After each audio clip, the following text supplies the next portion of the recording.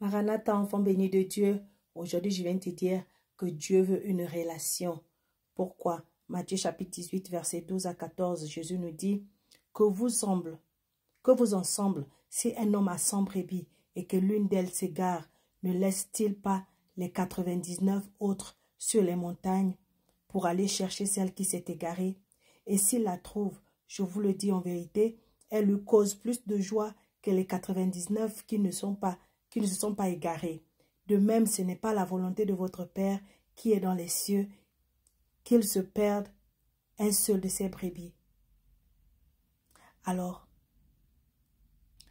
Dieu nous aime tellement qu'il nous a créés pour les bonnes œuvres qu'il a prédestinées pour nous, pour que nous les pratiquions. Dieu, c'est notre Père. Il veut une relation avec nous.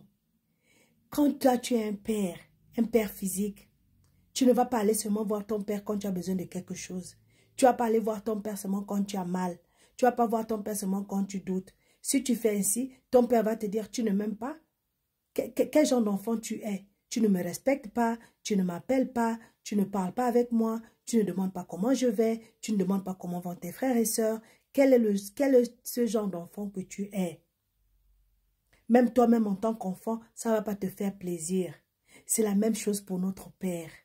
Dieu veut que nous prions, qu'on lui demande les choses, mais il veut aussi qu'on croie en lui. Il veut aussi qu'on lui fasse confiance. Il veut aussi qu'on lui parle.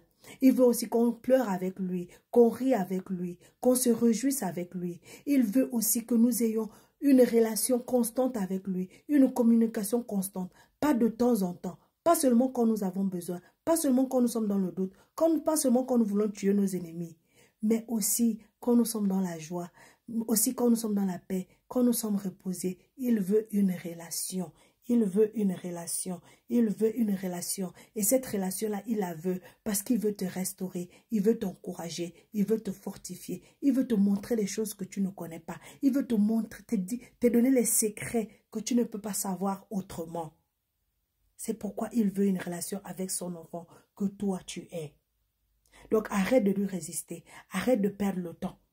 Arrête de chercher à construire toi-même. Arrête de chercher à faire les choses toi-même. Parce qu'il veut marcher avec toi. Il veut parler avec toi. Il veut te comprendre. Il veut t'aider. Mais donne-lui cette chance de le faire. Rentre en communion avec lui. Parle avec lui. Sois sincère avec ton Père. Et il ne va jamais te décevoir. Crois-moi. Shalom.